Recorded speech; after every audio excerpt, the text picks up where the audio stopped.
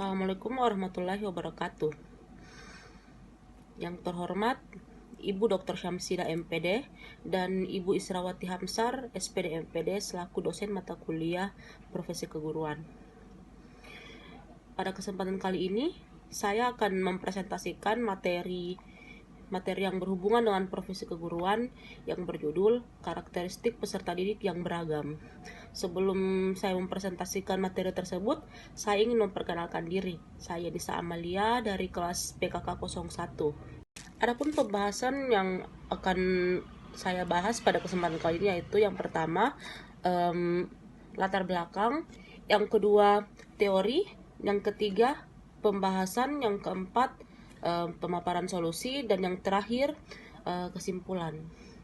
Baik, langsung saja kita masuk pada bagian latar belakang. Baik, peserta didik merupakan suatu organisme yang sedang tumbuh dan berkembang. Setiap dari peserta didik memiliki potensi masing-masing, baik itu minat, bakat, kebutuhan, dan lain-lain. Oleh karena itu, para peserta didik butuh dan perlu dikembangkan melalui pendidikan pengajaran, sehingga peserta didik dapat tumbuh dan berkembang.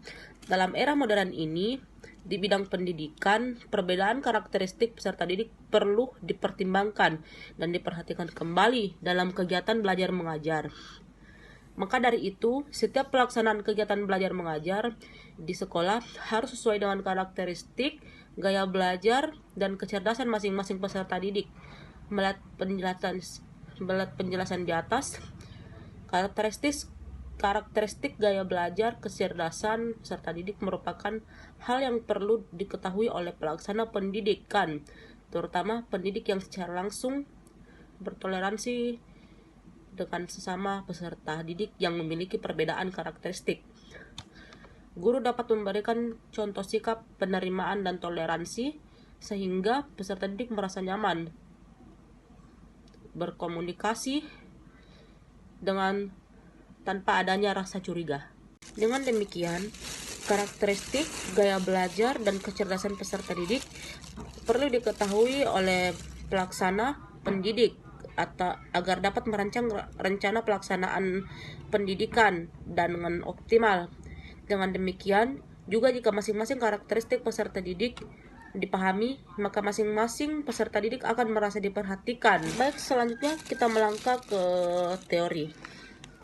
Menurut Sudirman, karakteristik siswa adalah keseluruhan pola kelakuan dan kemampuan yang ada pada siswa sebagai hasil dari pembawaan dari lingkungan sosialnya, sehingga menentukan pola aktivitas dalam meraih cita-citanya.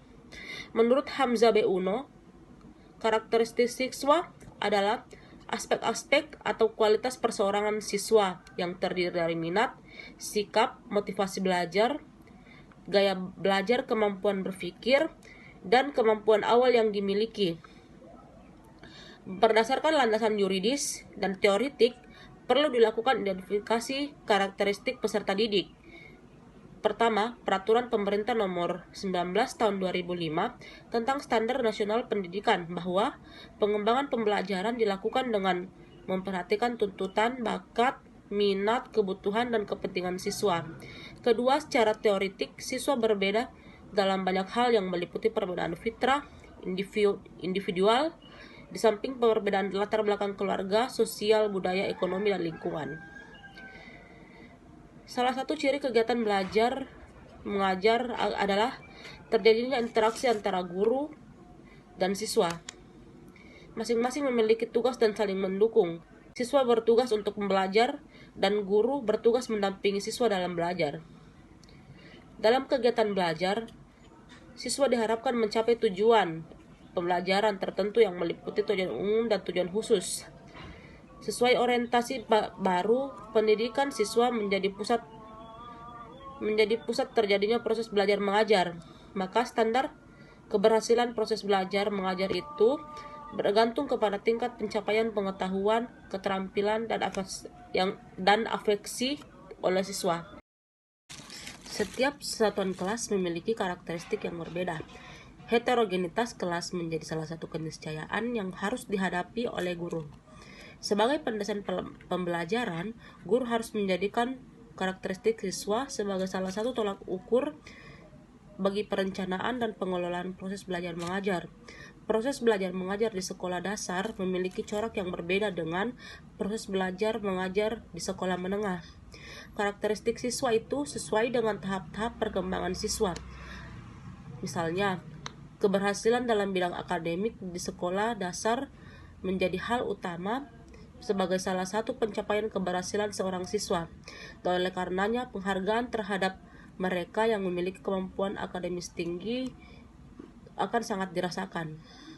Sebaliknya, bagi mereka yang duduk di bangku sekolah menengah mulai memiliki pergeseran paradigma terhadap makna keberhasilan belajar. Perkembangan siswa akan berjalan lurus dengan kompleksitas masalah yang dihadapi oleh guru. Kenyataan lain yang juga harus dihadapi oleh guru adalah meski mereka menghadapi kelompok kelas dengan umur yang relatif sama, tetapi guru tidak bisa memperlakukan sama terhadap perbedaan karakteristik siswa. Setiap satuan kelas itu berbeda dalam hal motivasi belajar, kemampuan belajar, taraf pengetahuan, latar belakang, dan sosial ekonomi. Hal ini mengharuskan guru memperlakukan satuan kelas itu dengan pendekatan yang berbeda. Selanjutnya, kita beralih pada permasalahan. Sebagai pelajar, siswa merupakan subjek utama yang terlibat dalam proses belajar. Karena keadaan sifat, maka dalam proses belajarnya terdapat beberapa hal keistimewaan. Ada siswa yang cepat dalam belajar, ada yang lambat, ada yang kreatif, ada pula yang tergolong gagal. Namun, meskipun demikian, kegiatan belajar di kelas mempunyai tujuan tetap, yaitu membantu memperoleh perubahan tingkah laku bagi setiap siswa dalam rangka memperoleh tingkat perkembangan yang optimal dan dapat menyesuaikan diri dari lingkungan. Dalam proses belajar mengajar di kelas, sudah menjadi harapan setiap guru agar siswa dapat mencapai hasil belajar yang sebaik-baiknya. Banyak guru yang pada saat ini hanya bisa menjalankan tugasnya sebagai seorang pengajar, tetapi tidak bisa menjadi seorang pendidik bagi siswa-siswanya. Oleh karena itu, banyak siswa yang menunjukkan tidak dapat mencapai hasil belajar sebagaimana yang diharapkan meskipun telah diusahakan dengan sebaik-baiknya oleh guru. Guru merupakan bersumber daya manusia yang potensial bagi perkembangan kreativitas siswa dalam berbagai aspek. Seorang guru mempunyai kewajiban membentuk siswa mencapai kewaspadaannya masing-masing. Hal ini merupakan salah satu ciri keberhasilan tujuan pendidik yang dipengaruhi oleh beberapa faktor. Partisipasi guru dalam pelayanan peserta didik menduduki peringkat teratas. Artinya, setiap guru harus memahami fungsi terhadap pelayanan peserta didik. Letak partisipasi aktif guru dalam pelayanan peserta didik tercermin dalam kegiatan proses pendidikan yang berlangsung selama kegiatan pendidikan itu terjadi. Selanjutnya yaitu solusi dari permasalahan. Menjadi seorang guru harus mempunyai perilaku yang baik dimanapun dan kapanpun guru berada. Dan menjadi seorang guru itu harus mengetahui atau harus mempunyai berbagai cara yang berbeda-beda dengan cara yang tidak monoton atau membosankan pada saat mengajar, agar siswa mau mengikuti pembelajaran dengan gembira dan mengikuti pembelajaran dengan penuh semangat.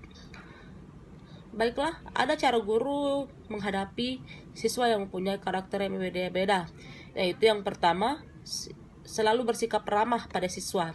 Yang kedua, tidak menyalahkan siswa jika belum mengetahui apa yang sebenarnya terjadi. Jika siswa tersebut memang benar-benar melakukan kesalahan, maka nasihatilah dengan lembut agar siswa tersebut tidak merasa disalahkan atau disudutkan, melainkan agar dia mengetahui apa yang telah dilakukannya. Yang ketiga, selalu menawarkan bantuan karena pastinya setiap siswa perlu bantuan dari gurunya. Yang keempat, jadilah guru yang mampu menjadi orang tua pada saat di sekolah, sekaligus teman bagi siswanya. Yang kelima, selalu memberikan perhatian kepada siswanya, karena bagi seorang siswa, perhatian itu menjadikan hal yang sangat membahagiakan, walaupun sepele. Baik, sekarang kita sudah sampai di bagian kesimpulan. Jadi dari materi yang di atas dapat disimpulkan bahwa setiap peserta didik memiliki karakteristik dan gaya belajar yang berbeda. Oleh karena itu, setiap pelaksana pendidik harus mengetahui dan memahami karakteristik dari setiap peserta didik agar pembelajaran dapat berjalan dengan lancar. Guru dapat membuat rencana pelaksanaan pembelajaran dengan metode dan media yang dapat membuat pembelajaran menjadi efektif. Baiklah, itulah tadi materi yang dapat saya sampaikan. Mudah-mudahan kita semua dapat mengambil manfaat dari materi tersebut, dan mohon maaf bila ada kesalahan dan kekurangan. Wabillahi taufiq wal hidayah. Wassalamualaikum warahmatullahi wabarakatuh.